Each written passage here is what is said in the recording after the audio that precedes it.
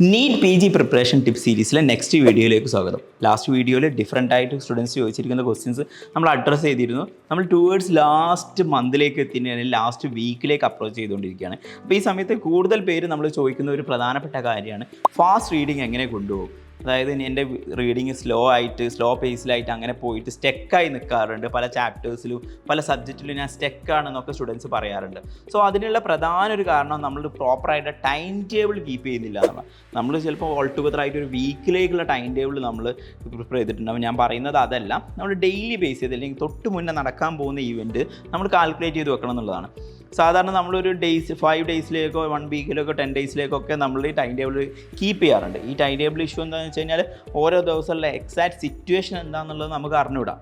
ഞാൻ ഉദ്ദേശിക്കുന്ന time table നിങ്ങൾ എന്തെങ്കിലും ഒരു സബ്ജക്റ്റ് പഠിക്കാൻ പോകുമ്പോൾ അല്ലെങ്കിൽ ഇന്ന് മോർണിംഗ് സ്റ്റാർട്ട് ചെയ്യുന്ന സമയത്ത് ഞാൻ എത്ര സമയം കൊണ്ടാണ് ഈ മുന്നിലുള്ള ടാസ്ക് കംപ്ലീറ്റ് ചെയ്യാൻ പോകുന്നത് എന്ന് എനിക്ക് ഒരു ധാരണ വേണം. ഫോർ എക്സാമ്പിൾ നമ്മളൊരു മീറ്റിങ്ങിലേക്ക് പോകുന്ന സമയത്ത് ഈ മീറ്റിംഗ് ഞാൻ 15 മിനിറ്റ്സ് കൊണ്ടാണോ 20 മിനിറ്റ്സ് കൊണ്ടാണോ കംപ്ലീറ്റ് ചെയ്യാൻ പോകുന്നത്, നിങ്ങൾക്കൊരു പ്രീ പ്ലാൻ ഉണ്ടാവും. സോ ഇങ്ങനൊരു പ്രീ പ്ലാൻ ഇല്ലാണ്ടാണ് അധികം പേരും റീഡിങ്ങിലേക്ക് ഇറങ്ങുന്നത്. സോ എക്സാക്ട്ലി ഒരു പ്രീ പ്ലാൻ ഉണ്ടെങ്കിൽ, ഫോർ എക്സാമ്പിൾ നിങ്ങൾ മോർണിംഗ് 10 മണിക്കാണ് ഒരു സബ്ജക്റ്റ് സ്റ്റാർട്ട് ചെയ്യുന്നത്. 12 മണി അല്ലെങ്കിൽ 1 മണി ആകുമ്പോഴേക്ക് ഈ സബ്ജക്റ്റും അതിൽ നിന്നുള്ള 100 ക്വസ്റ്റ്യൻ അല്ലെങ്കിൽ ഒരു 50 ക്വസ്റ്റ്യൻ ഞാൻ കംപ്ലീറ്റ് ചെയ്യുന്നുള്ള പ്ലാൻ നിങ്ങളുടെ മുന്നിലുണ്ടെങ്കിൽ ആ ഒരു ടൈം ലിമിറ്റിൽ കംപ്ലീറ്റ് ചെയ്യുക എന്നുള്ളതാണ്.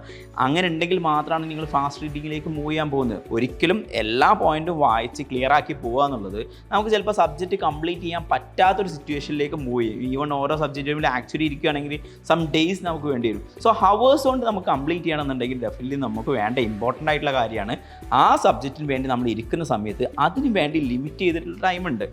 Four example very large subjects ആണെങ്കിൽ 8 to 10 hours അല്ലെങ്കിൽ 2 ലാർജ് സബ്ജക്റ്റ് തീർക്കുന്ന സമയം. ലാർജ് സബ്ജക്റ്റ് നമ്മൾ സാധാരണ പറയാറുള്ളത് 6, 7, 8 hours എടുക്കും എന്നുള്ളതാണ്. അല്ലെങ്കിൽ 14 hours വരെ മെഡിസിനോ സർജറിക്കോ ഒക്കെ എടുക്കാം റിവൈസ് ചെയ്യാൻ വേണ്ടിയിട്ട്.